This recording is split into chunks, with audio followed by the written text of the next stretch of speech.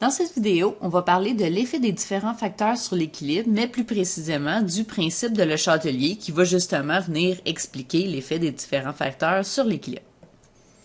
Donc, petit rappel de ce qu'on a vu dans la dernière vidéo. Lorsqu'une réaction est à l'équilibre, la vitesse de la réaction directe et la vitesse de la réaction inverse va être identique. Donc, la réaction directe, c'est la réaction vers la droite et la réaction inverse, c'est la réaction vers la gauche. Dans le cas où on a un équilibre, la vitesse de la réaction vers la droite, donc la réaction directe, est égale à la vitesse de la réaction inverse, donc la réaction vers la gauche. On se rappelle aussi qu'à l'équilibre, la quantité de réactifs et la quantité de produits va être constante. Ça ne veut pas dire qu'il ne se passe rien du tout. En fait, c'est que je vais avoir des vitesses de réaction vers la droite et vers la gauche, mais les quantités de réactifs et de produits vont rester identiques. Une fois qu'on est à l'équilibre peut être modifié de deux façons, dépendamment en fait des facteurs qui vont être modifiés de cet équilibre-là. La première modification peut être la suivante. Si la vitesse de la réaction directe devient plus grande que la vitesse de la réaction inverse. En fait, si la réaction directe est plus rapide, ça va vouloir dire que je vais former plus de produits ici. Donc, la quantité de produits va être vraiment plus grande quantité parce que je vais venir accumuler des produits et diminuer la quantité de réactifs. On dit à ce moment-là que l'équilibre est déplacé vers les produits. Je peux aussi avoir la vitesse de la réaction inverse qui va devenir plus grande que celle de la réaction directe. À ce moment-là, on va faire une flèche plus grande qui s'en va vers les réactifs pour indiquer que cette vitesse-là est plus grande. Et à ce moment-là, on va dire que j'ai une plus grande quantité de réactifs qui est formée. Donc, je vais accumuler du réactif, je vais avoir une diminution de quantité de produit. On dit que l'équilibre à ce moment-là est déplacé vers les réactifs. Donc, on va parler des effets des différents facteurs sur l'équilibre qui ont en fait été déterminés par un scientifique qui s'appelait Le Chatelier. Donc, Le Chatelier a fait le principe suivant. Si on modifie les conditions d'un système à l'équilibre, le système réagit de façon à s'opposer au changement qu'on lui impose jusqu'à l'atteinte d'un nouvel équilibre. Ce que ça veut dire ici, en fait, c'est que si je bouleverse mon équilibre, le système va se modifier de lui-même pour essayer d'atténuer la modification qu'on vient de faire. Premier effet qu'on va voir, c'est l'effet de la concentration. Petit rappel de ce qu'on a vu premièrement dans le chapitre précédent. Qu'est-ce qui se passe au niveau d'une vitesse de réaction lorsqu'on augmente la concentration d'un réactif? Donc, on a vu dans le dernier chapitre que si j'augmente la concentration d'un réactif, la vitesse de la réaction va augmenter. Donc, pour parler de ce sujet-là, on va venir regarder la réaction que vous voyez ici. Donc, j'ai du H2 qui réagit avec I2 pour former 2HI. Nous, je vous demande en premier, qu'est-ce qui va se passer si la concentration de H2 augmente? Ici, c'est un petit peu particulier quand j'ai une réaction à l'équilibre, parce qu'en fait, j'ai deux réactions. Une réaction vers la droite, une réaction vers la gauche. Si j'augmente la quantité de H2, c'est le réactif de la réaction vers la droite. Donc, ce que il va se produire, en fait, si j'augmente la concentration de H2, ça va être que la vitesse de la réaction directe va augmenter. Je vous rappelle que la réaction vers la droite, on l'appelle directe, la réaction vers la gauche, on l'appelle inverse. À ce moment-là, la vitesse de la réaction directe va donc devenir plus grande que la vitesse de la réaction inverse. On va donc dire à ce moment-là que l'équilibre va être déplacé vers les produits. En fait, ce qui va se passer, c'est que vu que la réaction vers la droite est plus rapide, je vais former une plus grande quantité de produits et je vais avoir une diminution de la quantité des réactifs. Donc, si je regarde encore une fois ma réaction, l'hydrogène gazeux, c'est un gaz incolore, l'iode gazeux, c'est un gaz qui est violet, et le HI, c'est un gaz qui est incolore. Donc, de tout cet équilibre-là, la seule substance qu'on est capable de voir avec nos yeux, c'est le I2 qui est violet. Fait que disons là, que j'ai une réaction qui est à l'équilibre dans un contenant. Tout ce qu'on va voir, en fait, c'est une couleur violette ici qui est le I2. Les deux autres, je ne peux pas les voir. Si j'ajoute du H2, le H2 est incolore. Donc, immédiatement après l'ajout, je verrai pas vraiment de différence. Par contre, une fois que j'ai laissé la réaction aller pendant, ça pourrait être plusieurs heures par exemple, je vais observer que la couleur violette va avoir pâli beaucoup. La façon qu'on peut expliquer ça, c'est la suivante. En fait, c'est que si j'ai une augmentation de la concentration de H2, j'ai une augmentation de cette quantité-là, on va venir augmenter la vitesse de la réaction vers la droite et à ce moment-là, je vais venir réduire les quantités de mes réactifs. Et I2 fait partie de mes réactifs. Fait que l'ajout de H2 va venir globalement diminuer la concentration de I2. Donc, la concentration de I2 va diminuer. Et c'est pour ça ici qu'on observe une couleur plus pâle. Si j'ai moins de I2, je vais avoir moins de couleur violette. Et à ce moment-là, on va avoir une coloration plus pâle dans mon contenant. Une autre façon, en fait, qu'on peut symboliser ça, c'est souvent de cette façon-là qu'on va le faire, c'est qu'on va venir faire des flèches. Premièrement, ici, on parle de l'augmentation de la concentration de H2. Fait que sous la molécule H2, ce qu'on va venir faire, c'est qu'on va venir faire une flèche qu'on va entourer. Ça ici, en fait, c'est pour dire, ça c'est la perturbation qui est faite au système. Donc, on a ajouté cette quantité-là, j'augmente sa concentration, je mets une flèche vers le haut. La conséquence de ça, c'est que ça va augmenter la vitesse de la réaction vers la droite. Fait que ici, sous ma flèche, je vais venir mettre une flèche vers la droite pour dire que cette vitesse de réaction-là va augmenter. La conséquence de ça, c'est que je vais venir augmenter la concentration de HI. Ici, je fais une flèche qui n'est pas entourée, tout simplement parce que c'est une augmentation que c'est pas moi qui l'ai faite. En fait, c'est l'équilibre qui a fait cette augmentation-là par lui-même. Et pour ce qui est de la concentration de I2, ici, étant donné que la vitesse vers la droite est augmentée, je vais avoir une diminution de la concentration de I2. Je vous rappelle le principe de Le Chatelier qui dit que si on modifie les conditions d'un système à l'équilibre, le système va réagir pour s'opposer à ce changement-là jusqu'à l'atteinte d'un nouvel équilibre. Donc ici, le bouleversement qu'on a fait, c'est que je vais avoir une augmentation de la concentration de H2. Donc j'ai rajouté du H2 dans mon système. La conséquence de ça, c'est que la vitesse va plus rapidement vers la droite.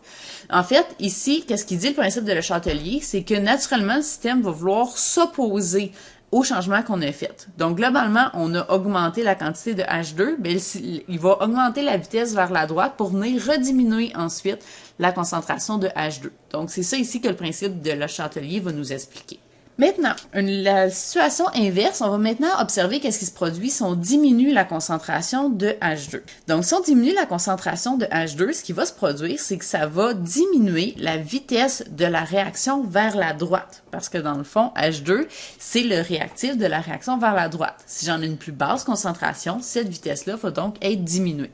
Donc, la réaction directe va avoir une plus petite vitesse que la réaction inverse à ce moment-là, à cause que la vitesse de la réaction directe est rendue plus petite. Donc, vitesse de la réaction directe est plus petite que la vitesse de la réaction inverse. À ce moment-là, ça voudrait donc dire que la vitesse de la réaction inverse est plus rapide. Donc, à ce moment-là, je vais avoir une diminution de mes produits et une augmentation de la quantité de réactifs. On va donc dire que l'équilibre est déplacé vers les réactifs. Donc, je vous rappelle ici que dans ma réaction, la seule substance qui était colorée, c'est le I2 qui est violet. Donc, si j'ai un état initial qui est à l'équilibre, que je viens retirer du H2, donc je viens d'en enlever dans mon système, je viens diminuer la concentration de H2, la conséquence de ça, en fait, c'est que l'équilibre, on a dit qu'elle allait se déplacer vers la gauche ici. Donc, j'ai diminué la concentration de H2, l'équilibre va se déplacer vers la gauche pour, dans le fond, venir réaugmenter la concentration de H2. La conséquence de ça ici, si la réaction vers la gauche est plus rapide, ça va faire que mon produit ici va diminuer en quantité et la quantité de I2 va augmenter parce que cette vitesse-là est plus rapide, je vais venir former une plus grande quantité de I2. La conséquence de ça ici, c'est qu'on va observer que la concentration de I2 va être plus élevée et à ce moment-là, la couleur violette du contenant va donc être plus intense. Ça va être un violet qui est plus foncé à cause que j'ai une plus grande concentration de I2. Dans le cas où j'ai un équilibre hétérogène, donc premièrement, un équilibre hétérogène, ce que c'est un équilibre où je vais avoir des substances qui vont intervenir, qui vont être dans différents états. Je pourrais avoir dans le même équilibre, par exemple, des substances à l'état solide, d'autres substances à l'état gazeux, par exemple. Ce qui va se produire, en fait, c'est que si j'ajoute une certaine quantité de substances qui est à l'état solide ou à l'état liquide, leur concentration ne change pas. En fait, une concentration, on se rappelle, c'est une quantité de substance dans un certain volume. Donc, si ma substance est une substance pure, c'est un solide, il n'ira pas, dans le fond, se mélanger avec tout le restant. Il va rester à un certain endroit. Donc, à ce moment-là, sa concentration ne peut pas changer. Son nombre de moles par litre ne changera pas. Comme la concentration de cette substance-là ne changera pas, l'équilibre ne sera pas modifié. Fait qu'autrement dit, si je viens ajouter une substance solide ou une substance qui est liquide à un mélange, j'aurai pas de modification de l'équilibre. Si on prend l'exemple ici de la réaction du carbonate de calcium, qui à l'équilibre va faire de l'oxyde de calcium et du dioxyde de carbone, le carbonate de calcium et l'oxyde de calcium, c'est deux substances qui sont solides. Donc, que j'en mette en grande quantité dans une cloche en verre, ici on le met dans une cloche en verre pour pouvoir garder le dioxyde de carbone présent. Donc, si j'en mets une grande quantité dans ma cloche en verre ou une petite quantité dans la cloche en verre, une fois que l'équilibre va s'être installé, je vais avoir exactement la même concentration ou on pourrait dire la même pression de dioxyde de carbone dans un cas ou dans l'autre. Autrement dit, peu importe la quantité de CaO ou de CaCO3, la concentration de CO2 va rester la même. Les substances solides n'auront aucun impact, en fait, sur mon équilibre. L'effet suivant, ça va être l'effet de la température. Donc, ici, on a encore notre réaction entre H2 et I2 qui vont faire 2HI à l'équilibre. La seule chose qui a été rajoutée ici, c'est la quantité d'énergie. En fait, la chaleur de formation de HI est de 26,5 kJ par mol. Donc, pour une mol de HI, je vais avoir besoin de 26,5 kJ. Mais ici, je forme 2 moles de HI, donc je vais avoir besoin de 53 kJ pour faire la réaction. Donc, j'ai cette réaction-ci dans laquelle je vais avoir le 53,0 kJ qui va être dans les réactifs. Donc, la réaction vers la droite va être endothermique. Si j'augmente la température du système, l'équilibre sera modifié de sorte qu'on utilisera le surplus d'énergie pour augmenter la vitesse de la réaction endothermique. Fait que dans le fond ici, si j'augmente la température, c'est comme si j'augmentais la quantité d'énergie. On pourrait dire que j'augmente comme un peu la concentration en énergie de mes réactions. Puis ça va venir favoriser la réaction endothermique qui dans ce cas-ci est la réaction vers la droite. La réaction vers la droite, évidemment, c'est la réaction directe. Si la vitesse de la réaction directe augmente, ça va vouloir dire donc que la vitesse de la réaction directe va maintenant être plus grande que la vitesse de la réaction inverse. On va donc dire que l'équilibre est déplacé vers les produits.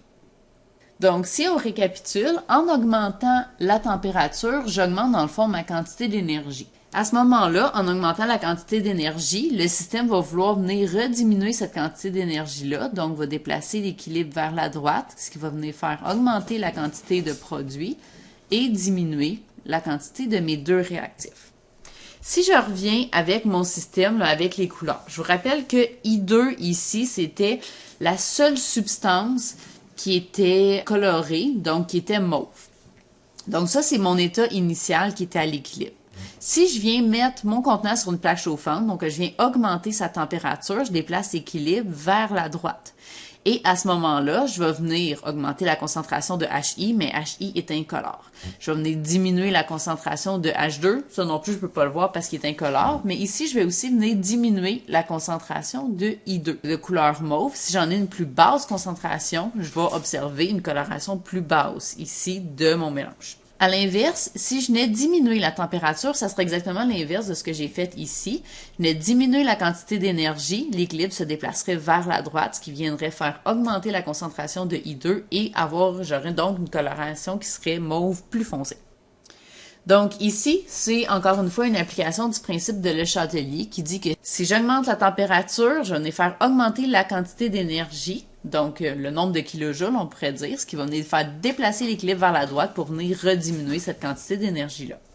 Donc, en gros, si j'ai une augmentation de la température, on va favoriser la réaction endothermique. Donc, je vais augmenter la vitesse de la réaction endothermique. Dans ce cas-ci, c'était celle vers la droite.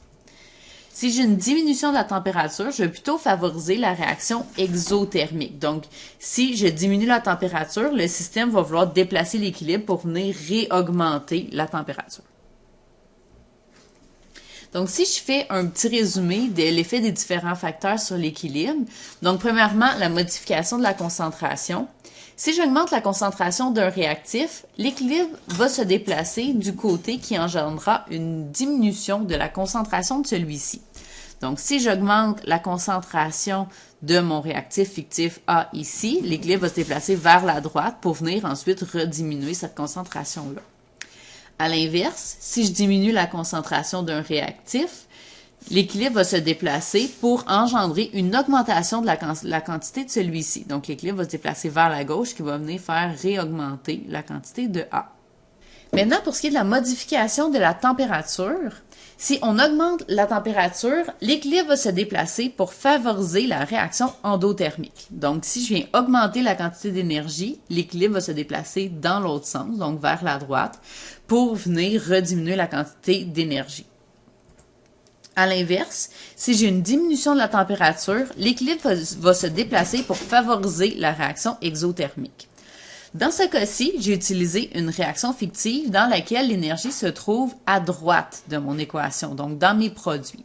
Si je viens diminuer cette quantité d'énergie-là, l'équilibre va donc être déplacé vers la droite dans le but de venir réaugmenter cette quantité d'énergie-là.